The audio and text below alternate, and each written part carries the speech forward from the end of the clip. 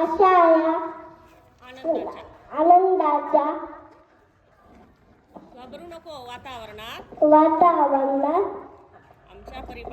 आमच्या परिपाठाला सुरुवात होत आहे. आमच्या परिपाठ सादर करण्यासाठी येत आहोत एकता पहिली बचे विद्यार्थी. आजचा बालवडील सांगण्यासाठी येत आहे पूर्वा. आजचा वार शुक्रवार, आजची दिनांक 12/12/2025. विचार म्हणजे खास विचार सांगण्यासाठी येत आहे श्रेयस व्यवहार.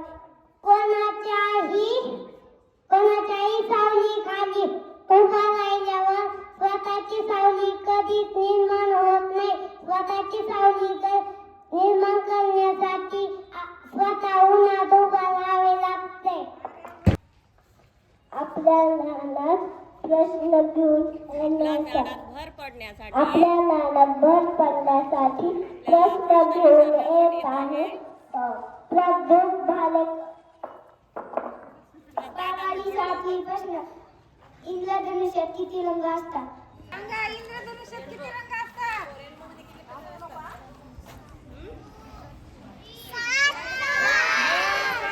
सातवी प्रश्न, आपल्या देशाचे नाव काय? बरोबर उत्तर. सातवी प्रश्न, पूर्व दिशेला इंग्रजी शब्द सांगा. बरोबर उत्तर आहे. इयत्ता तिसरी सातवी प्रश्न, 15चा वर्ग सांगा. बरोबर उत्तर आहे 225. सातवी प्रश्न, नेपाळ या देशाची राजधानी कोणती? काठमांडू. बरोबर उत्तर आहे काठमांडू. भारतातील सर्वात मोठी बँक कोणती? बरोबर. प्रश्न, ऑलिम्पिक स्पर्धा किती वर्षांनी होतात? बरोबर उत्तर आहे 4.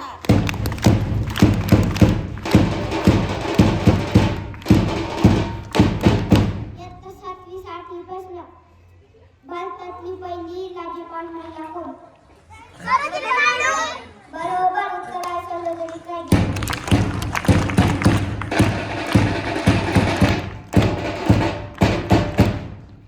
इयत्ता आठवी सातवी प्रश्न, उटी हे थंड हवेचे ठिकाण राज्यात कोणत्या राज्यात आहे? तामिळनाडू. बरोबर उत्तर आहे तामिळनाडू.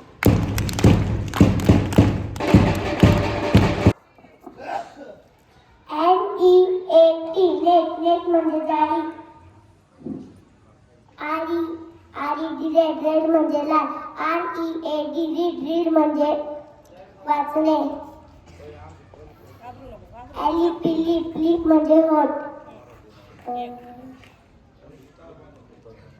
GOAT गोट म्हणजे शेळी. वारीचे संपला, पुन्हा भेटूया याच वारी याच वेळ नवीन गटासह. धन्यवाद.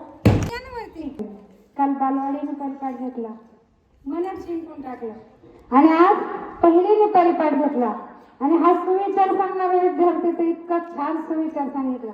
त्या सुविचारमधून नक्की शिका. दुसऱ्याच्या सावलीमध्ये उभा राहू नका.